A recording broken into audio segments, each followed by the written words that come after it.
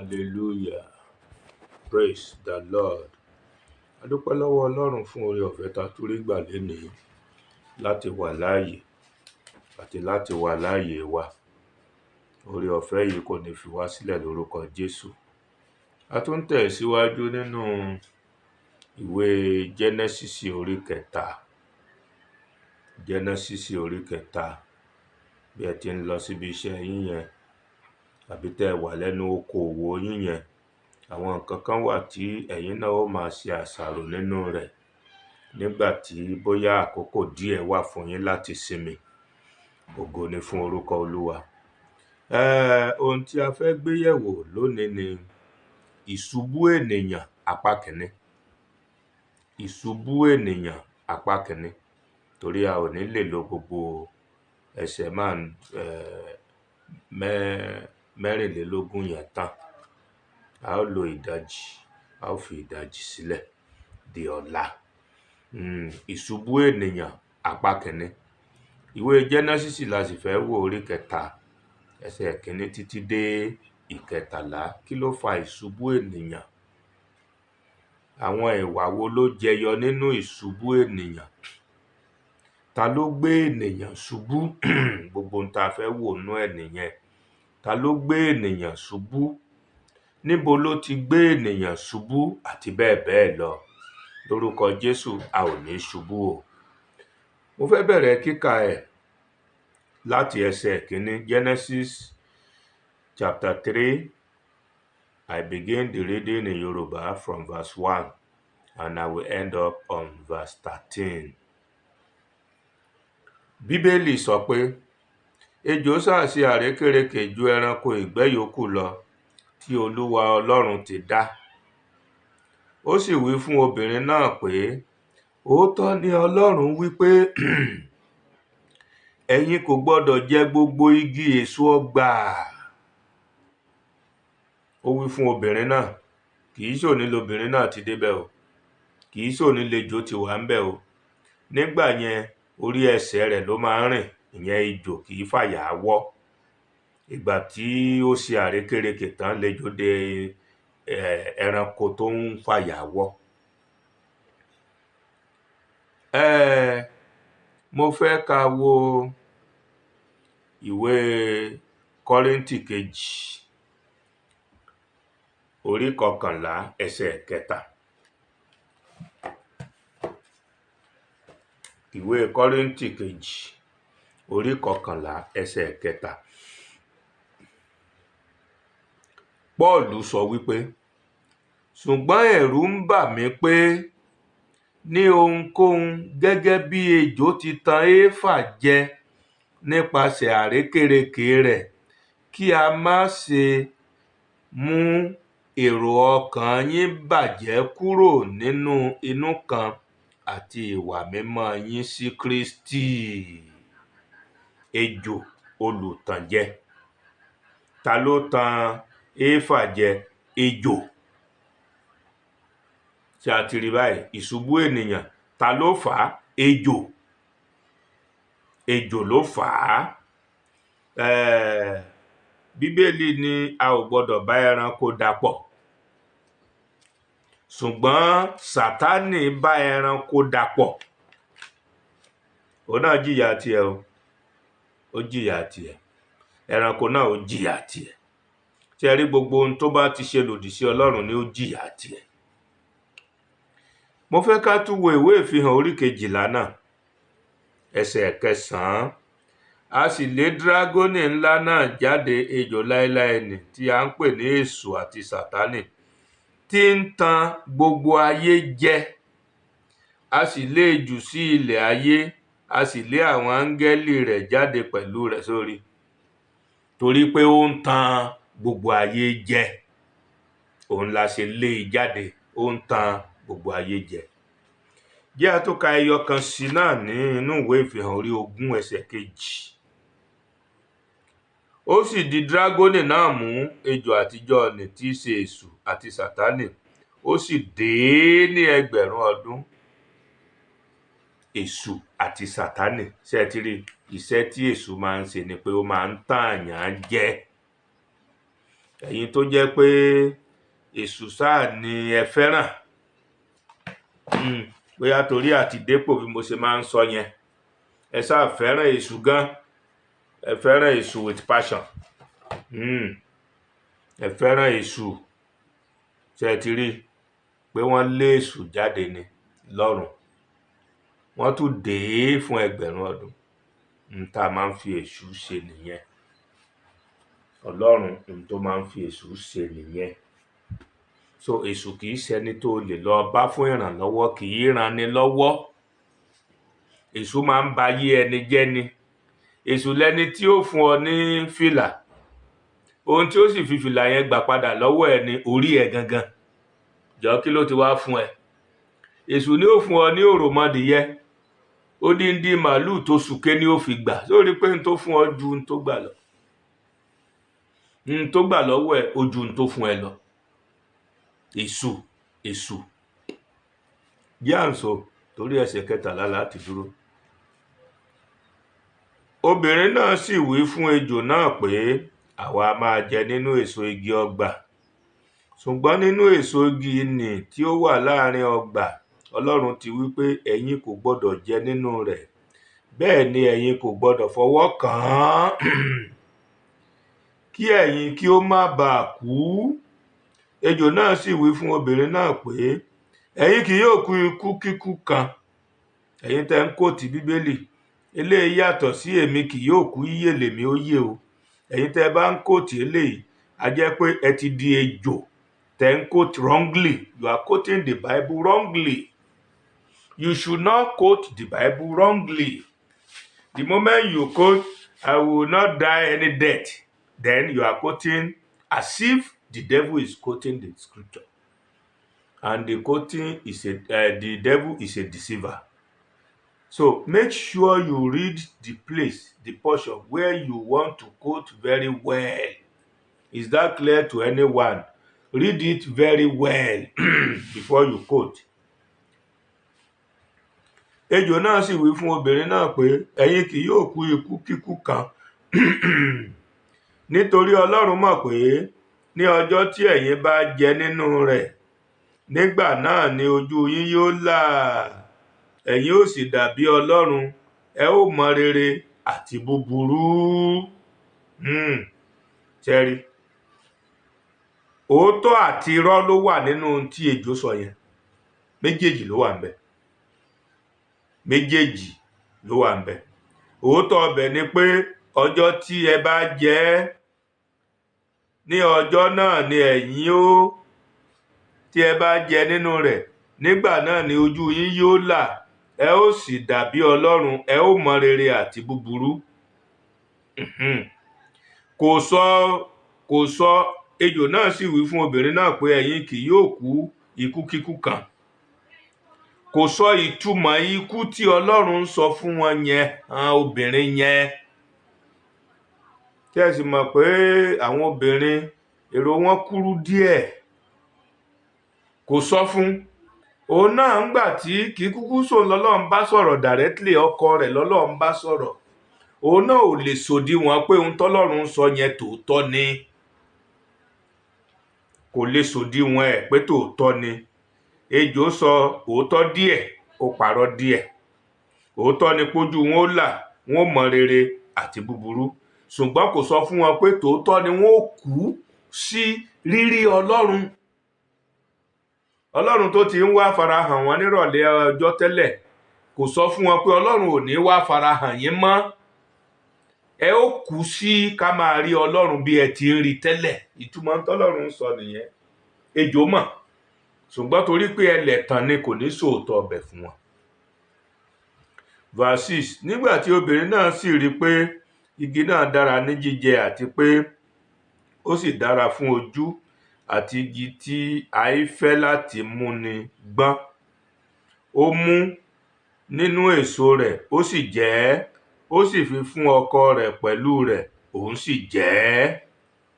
Ojú àwọn méjèèjì sì là, wọ́n sì mọ̀ pé wọ́n wà ní ìhòhò, wọ́n sì gé ewé ọ̀pọ̀tọ́ pọ̀, wọ́n sì dá ìbàǹtẹ́ fún ara wọn. Wọ́n sì gbọ́ ohùn Olúwa Ọlọ́run ó rìn nínú ọgbà ní ìtura ọjọ́. Ádámù àti aya rẹ̀ sì fi ara wọn pamọ́ kúrò níwájú Olúwa Ọlọ́run láàrin igi ọgbà. Ṣàtìrí, wọ́n ti ń kú díẹ̀díẹ̀, wọ́n ti bẹ̀rẹ̀ sí kú, wọn à lè rójú Ọlọ́run mọ́. Ìyà, ejò sì tàn wọ́n pa. Kì í ṣe pé ó tàn wọ́n jẹ, ó tàn wọ́n pa. Olúwa Ọlọ́run sì kọ sí Ádámù, ó sì wí fún un pé, níbo ni ìwọ wà? Ṣé rí pé Olúwa Ọlọ́run ò kọ sí Éfà. Èmi àti ọkọ mi lájọ gbaṣẹ́ ìránṣẹ́. Irọ́ ni. Pentecostal principle ló sọ bẹ́ẹ̀ yẹn, kì í sọ Ọlọ́run ló sọ bẹ́ẹ̀. Ìgbà tí èmi àti ìyàwó mi ti fẹ́ra wa yẹn, iṣẹ́ ìránṣẹ́ tán fún mi gẹ́gẹ́ bí evangelist báyìí. Iṣẹ́ ìránṣẹ́ evangelist èmi àti ìyàwó mi ná fún. Rárá, wọn ò fẹ́ mi àti ìyàwó mi, èmi ná fún. Tó bá wù ìyàwó mi tó fẹ́ ṣe nínú ẹ̀, good. Kò bá wù ú tí ò fẹ́ ṣe nínú ẹ̀, good. Torí wọn jọ rán wa pọ̀. Níjọ́ tí Ọlọ́run ó pè mí fúnṣẹ́ yìí, kò pe ìyàwó mi pẹ̀lú ẹ̀.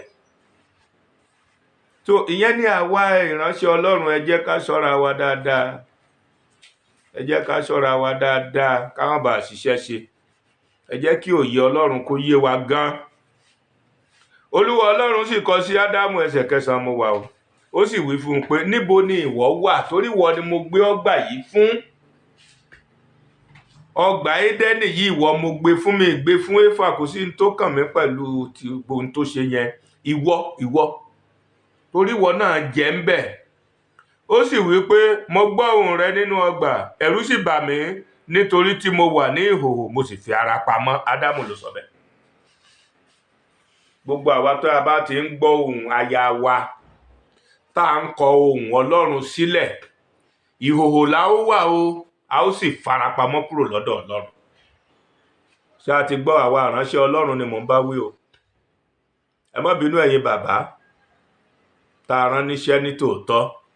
Ẹ jọ̀ọ́ ẹ ka ọ̀rọ̀ yìí dáadáa, ẹ kà dáadáa.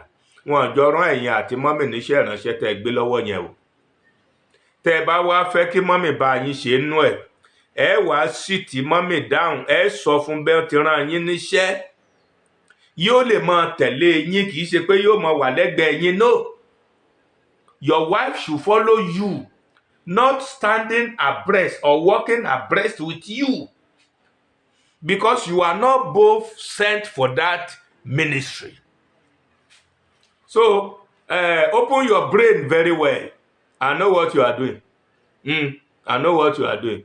You see some people's pictures. The man will be in front. The woman will then be as if he's hovering on the man with one large cap. No, it is not done. It is never done. It is never done. That man was given that ministry. God did not call you to sit you down and give you the same ministry. No. Though there are ministries for women, but not this one. This one is a peculiar ministry. Keep owning this garden for me and be the security officer, or do I say chief security officer in charge of that farm. And lo and behold, you are there, careless. Where was Adam when the devil came to Eve? Where was Adam? Might be he was in the garden owning some areas, and the woman was around in the home, or just walking around the home. Okay, the woman must have forgotten that the husband told him, do not eat out of this fruit. This fruit is not meant for us to even touch, not to say we pluck it and then eat it. No. It should not be so. The woman did not know. The woman did not even take permission from her husband. I'm sorry. Women, God bless you. Women, God bless you. Ó sì wí pé verse 11, ta ni ó wí fún ọ pé ìwọ wà ní ìhòhò? That's right. Torí pé ó ti ní ìmọ̀ rere àti búburú ni o. Ìwọ á jẹ nínú igi nì, nínú èyí tí mo pàṣẹ fún ọ pé ìwọ kò gbọdọ̀ jẹ. Máa gbọ́ ohun tí Ádámù wí o. Ọkùnrin náà sì wí pé, obìnrin tí ìwọ fi pẹ̀lú mi, òun ni ó fún mi nínú èso igi náà, èmi sì jẹ ẹ́. Against the will of God. Máa gbọ́ o, òun sì jẹ ẹ́. Ọkùnrin ṣùẹ̀ṣùẹ̀, òun sì jẹ ẹ́. Obìnrin tó fi tìhun, ṣé ìgbà tó ń gbádùn ẹ̀ lóru, ṣé o fọ́lọ́ ń gbádùn bẹ́ẹ̀? Ṣé wà tọ́lọ́run lẹ́jọ́ ń gbádùn ẹ̀? Ó ṣe sọ pé Ọlọ́run tí mo ń gbádùn èmi ìfẹ́ gbádùn ìnira ni mo fẹ́. Ìwọ sì jẹ ẹ́, against ntọ́lọ́run wípé ìwọ kò gbọdọ̀ jẹ ẹ́.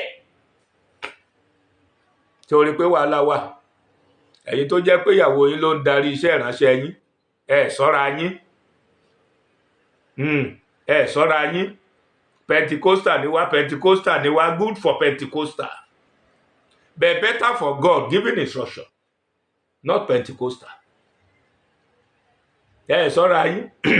Kẹ mọ́ bá ti bẹ̀ lọ́run àpáàdì, kẹ mọ́ ṣiṣẹ́ ìránṣẹ́ lọ́run àpáàdì. Ẹ jẹ́ kó rí yín pé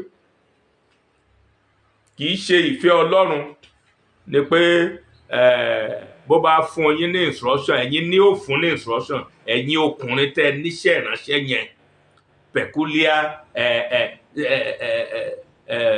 very sensitive ministry. Kó wá jẹ́ ìyàwó yín ni ó máa darí ẹ̀.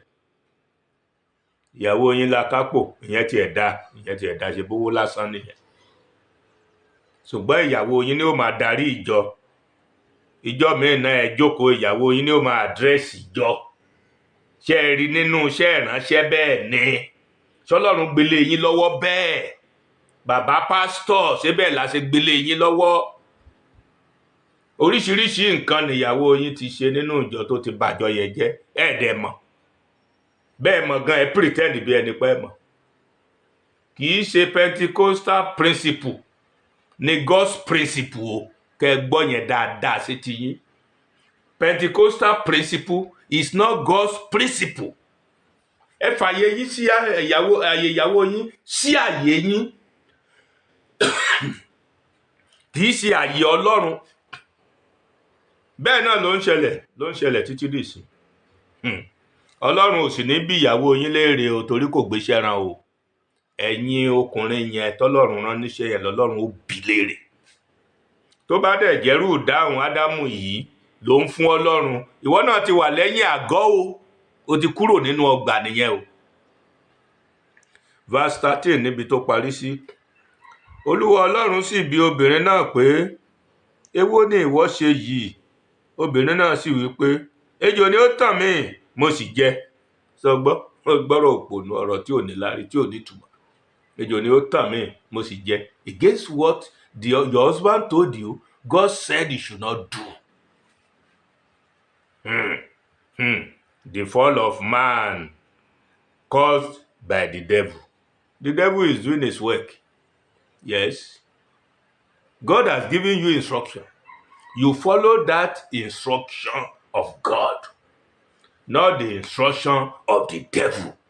That's why I told you in the book of Exodus, chapter 20, the 10 Commandments. God said, thou shalt not have any other God apart from me. Don't listen to any other God apart from me. God, the original God. There are small gods. The devil is a small God. I am a small God. You are a small God. Yes, because the spirit of the living God, the original God, is inside of us. So we also act close to the big God, the Almighty God. But when you think you want to refuse, you want to do something else, think twice. Think twice. anything that will go against your God, the principles and the practice and the instruction of God, don't do it. Forget about Pentecostal principle. It doesn't work. It has nothing to do with anyone. Look at it. Abraham messed himself up. He messed up the whole thing. Nígbà tá ń lọ bí ìparí jọ, àwọn ìwà kan tí obìnrin yìí wù ni mo fẹ́ kà sí wa yìí o. Bóyá ẹ̀yin náà ń wò ó nulẹ̀ ẹ̀yin màmá, Ọlọ́run á bùkún yín o, yóò tọ́ yín ní ọ̀nà tọ́lọ́run fúnra rẹ̀ fẹ́, kì í sọ̀nà tẹ́ ẹ fẹ́. A rí ìwà àfojúdi nínú ìwà tí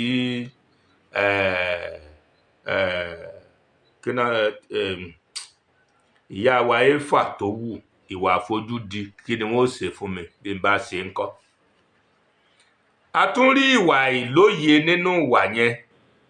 Kò kúkú mọ Ọlọ́run, òun kọ́ lọ́lọ́run bá sọ̀rọ̀, kò mọ Ọlọ́run. Ẹ wò gbà tí Ádámù ti ń wà lóun nìkan nínú ọgbà, ṣé ejò tó bẹ́ẹ̀ kó wá bá? And what a man can do, a woman can do better. Why is it that a woman did not do better in this perspective? Irọ́ ni. God knows the best. He knows that he can have a covenant with a man than having covenant with a woman. So don't bring it in. Put it aside. Anything that is coming from the mouth of God or from the handwriting of God, take it more serious. A rí ìwà ìlóye, kò lóye Ọlọ́run. A rí ìwà àwáwí, ejò ló tàn mí, mo sì jẹ. A rí ìwà ìgbéraga lára Éfà, àwọn ó di mẹ́rin àbí? Ìwà karùn-ún, a rí ìwà ìbárí ayé ìṣọ̀tá Ọlọ́run. Ìwà kẹfà, a rí ìwà ìgbọràn. Major thing, ìwà ìgbọràn. Ádámù náà ṣe ò torí gbà tí aya rẹ̀ fún ní èso. A ò tàn Ádámù o, Éfà la tàn o. Nígbà tí aya rẹ̀ fún ní èso yẹn, ṣé ẹ mọ̀ kó jẹ? Ntọ́lọ́run ni ìwọ náà ló sọ fún pọ́lọ́run ní kẹ́ mọ́ jẹ́ ṣé gbówó ọgùn ò trust Ọlọ́run. Àwọn tó máa ń fi àwọn tí ò lè bá ìyàwó wọn sọ òótọ́ ọ̀rọ̀ Ọlọ́run kan gbọ́, ara wọn náà ni Ádámù wà. Ṣẹ́rí, a weak man. Wọn kì í ṣe bẹ́ẹ̀. Kọ́ fún. Torí pé nìkan ń gbéyàwó ẹ lọ ṣiṣẹ́ ìránṣẹ́, ìyẹn ò sọ pé Bíbélì sọ bẹ́ẹ̀ náà. Ṣé bó wù ẹ́ ni? N tó bá wù ni là á ṣe, bó ti wù ni là á ṣe mọ̀lé ẹni. Yes, n tó wù ẹ́ ló lè fi pa. Àbígbà tó ti rí tí kí náà ń pè Pétérù tó ti ń ṣiṣẹ́ ìránṣẹ́, òwò rí kó mú ìyàwó ẹ̀ lọ ni àbúrò pé kò níyàwó ni. Nínú príncípù Ọlọ́run, à ń fi ìyàwó ṣiṣẹ́ ìránṣẹ́, ó wu ẹni yẹn ni, kì í ṣe príncípù Ọlọ́run. Ọlọ́run ò rán ẹ pé kó máa mú ìyàwó ẹ̀ lọ́wọ́ kó máa lọ fi ṣiṣẹ́ ìránṣẹ́, kò sọ bẹ́ẹ̀. Tó bá ṣe bẹ́ẹ̀, Pentecostal principle ló sọ bẹ́ẹ̀. Àdẹ̀mọ́ tí yẹn fẹ́ ṣe, ìmọ̀ tí yẹn fẹ́ dà. Ọlọ́run kì í bá obìnrin sọ̀rọ̀ fún àdéhùn, ó ti mọ̀ pé wọ́n yẹ àdéhùn. Ọkùnrin lọ́lọ́run ń lò. Torí pé ẹ fẹ́ ra yín wọ́n ní 1+1 = 1, ayé yìí ló mọ̀. Ó ti gbọ́. 1+1 tó jẹ́ 1 yẹn tẹ́ ẹ bá lò dáadáa láyé, ẹ ní dọ́run o. Ẹ ní dọ́run. Torí Ọlọ́run mọ obìnrin kó tó mọ̀ràn níṣẹ́ o. Ó sì mọ ọkùnrin kó tó sọ pé òun lòun ràn níṣẹ́ o. Ìgbà tí a fi Ísákì rúbọ ńjọ́ sí sọ́sọ fún Sérà ni. Ẹ jẹ́ ká máa ro Bíbélì jinlẹ̀ dáadáa ẹ jọ̀ọ́ ká tó máa gbé gbésẹ̀. Ọ̀tọ̀ ni gbésẹ̀ Pentecostal o. I love my wife. Ẹni ta ló sọ fún ẹ pé kò dáa? Ṣùgbọ́n ìyẹn kò tako instruction Ọlọ́run o. ohun tí Ọlọ́run sọ pé kó o ṣe, bó ṣe gbéṣẹ́ ìránṣẹ́ yẹn lé ọ lọ́wọ́, kò takò ó. Philip the evangelist, ọmọbìnrin 4 ló bí, alásọtẹ́lẹ̀, a lè pè wọ́n ní wòlíì. Ṣé èèyàn kan ló bí ọmọbìnrin 4 fún ni? Ìgbà tó ń lo ẹ̀yìn ìwẹ̀fà, ìwọ rí ìyàwó Philip the evangelist lẹ́yìn ẹ̀ ni. Pẹ̀lẹ́pẹ̀lẹ́ dọwọ́ wa, bólúkúlùkù ṣe ń tú bíbélì kó tú dáadáa o. Gbogbo ohun tó fẹ́ ṣe yẹn gbé wọnú bíbélì lọ. In tó fa ìṣubú ènìyàn nìyẹn, mọ́tò kọ́ọ̀sì ìṣubú ènìyàn kejì míì. Mo wá ń lọ bí iṣẹ́ evangelist bí mo ń lọ ṣiṣẹ́, tó wá ní kí n mú ìyàwó mi lọ. Ojú ogun lèmi ń lọ, àrán mi bẹ́ẹ̀, tàbá rán mi bẹ́ẹ̀ ni màá mú lọ. Ìgbà tá bá tó settle everything tán, ló tó lè tó bí level tí obìnrin ń tẹ̀lé èèyàn lọ. Kìí ṣojú ogun pọ́nrán ló wà lóbìnrin ló mú lọ, ìyàwó ẹ̀ ló mú lọ rárá o. Bí bẹ́ẹ̀ kọ́, góòlù rẹ̀ tó gbàgbé sílé yóò rántí rẹ̀ o bí aya Lọ́ọ̀tì o. Ọlọ́run sì ní jó dọ̀ wọn yọ̀ mọ́ lọ́wọ́. Gbogbo eléyìí ni mo fẹ́ kárò dáadáa. We should think about this. The fall of man, like I said, was caused by the devil. And because the woman who allowed the fall was a woman who had pride in herself. And he doesn't have the knowledge of God because God did not speak to her directly. And he was a woman who cannot obey simple instruction given by the husband, and so on and so forth. By tomorrow, God's willing, we shall be going for the part 2. We shall be going for the part 2. And I want you also to find time to take your Bible and read Genesis chapter 3. Genesis chapter 3, verses 1 to 13 for the part 1 of the fall of man. The theme is the fall of man, part 1. Ìṣubú ènìyàn apá kìíní. The fall of man, part 1.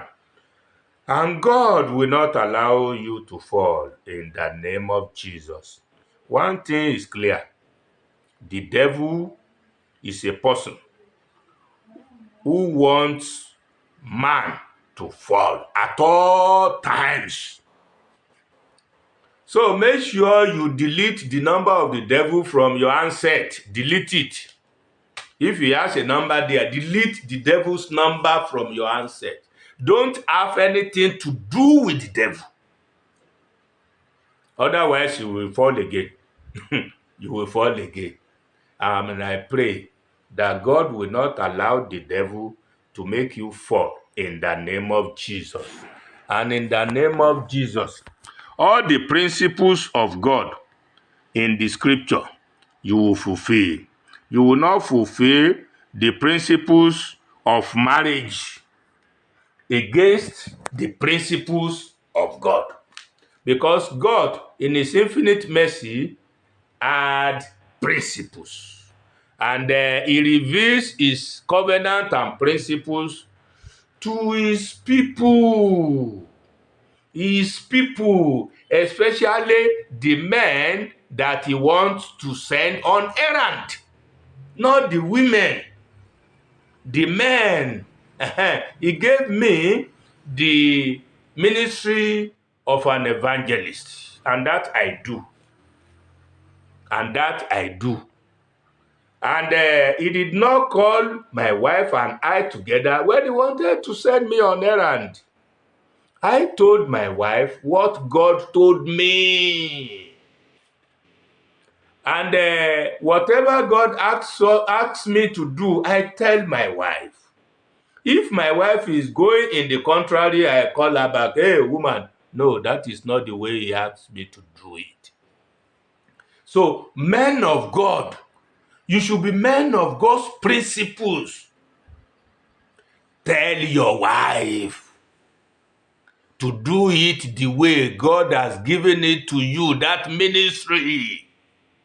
That ministry is given to you, man, not to a woman. The ministry is given to you. Tell your wife how God said you should do it. And don't do it in the way your family wants to do things. It is not good to love your wife, but it is bad to disobey the will of God concerning your life. I pray to God to give us His knowledge, His wisdom, and His understanding to do things according to the way He has given it to us, in the name of Jesus. A dúpẹ́ lọ́wọ́ Ọlọ́run fún oore ọ̀fẹ́ kí a tó parí ètò ní. Mo bẹ̀ Ọlọ́run kó jọ̀wọ́ nínú àánú rẹ̀ oore ọ̀fẹ́ láti lo ọgbọ́n, ìmọ̀ àti òye Ọlọ́run fún gbogbo ohun tó bá fún wa, kí Ọlọ́run kó fún wa. Kí ìrìn àjò wa má wá dàbí ti Ádámù àti Éfà. Lórúkọ Jésù yóò dára fún wa o. Bí a ti wà níbi iṣẹ́ wa yẹn àní ṣiṣẹ́ ṣe o. Iṣẹ́ yẹn ò sì ní pa wá lára. Bẹ́ẹ̀ ni kó rí Ọlọ́run. Jésù Olúwa wa. Àmín.